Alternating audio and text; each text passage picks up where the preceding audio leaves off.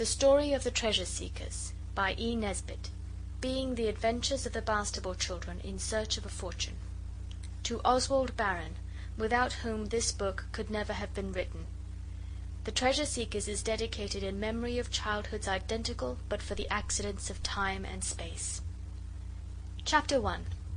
The Council of Ways and Means. This is the story of the different ways we looked for treasure, and I think when you have read it you will see that we were not lazy about the looking.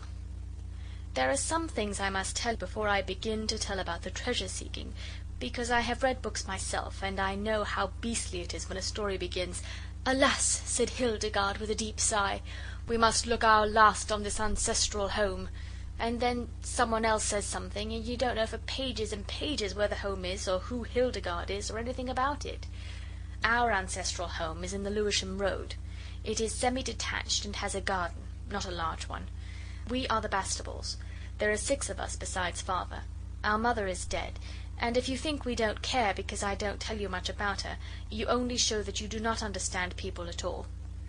Dora is the eldest, then Oswald, and then Dicky. Oswald won the Latin prize at his preparatory school, and Dicky is good at sums. Alice and Noel are twins. They are 10, and Horace Octavius is my youngest brother. It is one of us that tells this story, but I shall not tell you which, only at the very end perhaps I will. While the story is going on you may be trying to guess, only I bet you don't. It was Oswald who first thought of looking for treasure.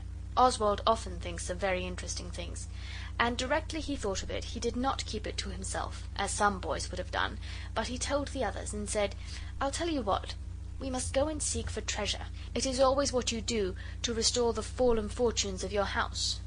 Dora said it was all very well. She often says that.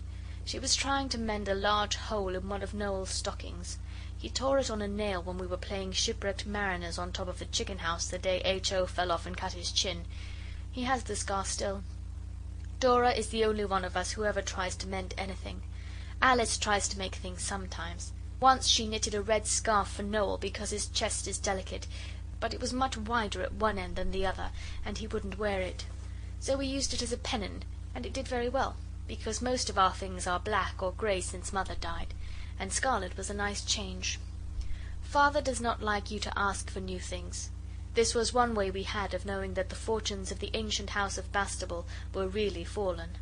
Another way was that there was no more pocket money, except a penny now and then to the little ones, and people did not come to dinner any more, like they used to, with pretty dresses, driving up in cabs, and the carpets got holes in them, and when the legs came off things they were not sent to be mended, and we gave up having the gardener except for the front garden, and not that very often. And the silver in the big oak plate chest that is lined with green baize all went away to the shop to have the dents and scratches taken out of it, and it never came back. We think Father hadn't enough money to pay the silver man for taking out the dents and scratches. The new spoons and forks were yellowy white, and not so heavy as the old ones, and they never shone after the first day or 2. Father was very ill after Mother died, and while he was ill his business partner went to Spain, and there was never much money afterwards. I don't know why. Then the servants left, and there was only one, a general. A great deal of your comfort and happiness depends on having a good general. The last but one was nice. She used to make jolly good currant puddings for us, and let us have the dish on the floor and pretend it was a wild boar we were killing with our forks. But the general we have now nearly always makes sago puddings, and they are the watery kind, and you cannot pretend anything with them, not even islands, like you do with porridge. Then we left off going to school, and Father said we should go to a good school as soon as he could manage it. He said a holiday would do us all good. We thought he was right, but we wished he had told us he couldn't afford it, for of course we knew. Then a great many people used to come to the door with envelopes with no stamps on them, and sometimes they got very angry and said they were calling for the last time before putting it in other hands. I asked Eliza what that meant, and she kindly explained to me, and I was so sorry for Father.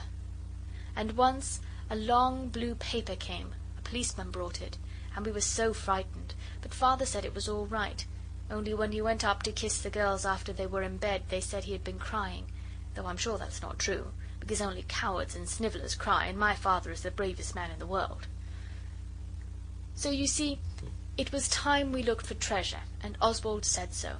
And Dora said it was all very well, but the others agreed with Oswald, so we held a council.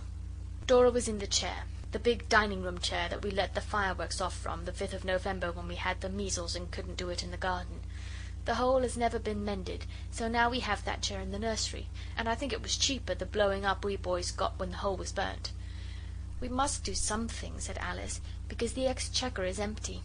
She rattled the money box as she spoke, and it really did rattle, because we always keep the bad sixpence in it for luck. Yes, but what shall we do? Said Dicky. It's so jolly easy to say let's do something. Dicky always wants everything settled exactly. Father calls him the definite article. Let's read all the books again. We shall get lots of ideas out of them. It was Noel who suggested this, but we made him shut up, because we knew well enough he only wanted to get back to his old books. Noel is a poet. He sold some of his poetry once, and it was printed, but that does not come in this part of the story. Then Dicky said, Look here. We'll be quite quiet for 10 minutes by the clock, and each think of some way to find treasure. And when we've thought, we'll try all the ways one after the other, beginning with the eldest. I shan't be able to think in 10 minutes. Make it half an hour, said H.O. His real name is Horace Octavius, but we call him H.O. because of the advertisement. And it's not so very long ago he was afraid to pass the hoarding where it says Eat H.O. in big letters. He says it was when he was a little boy, but I remember last Christmas but one, he woke up in the middle of the night crying and howling, and they said it was the pudding. But he told me afterwards he had been dreaming that they really had come to eat H.O., and it couldn't have been the pudding, when you come to think of it, because it was so very plain. Well, we made it half an hour, and we all sat quiet and thought, and I made up my mind before 2 minutes were over, and I saw the others had, all but Dora, who's always an awful time over everything. I got pins and needles in my leg from sitting still so long, and when it was 7 minutes, H.O. cried out, Oh, it must be more than half an hour.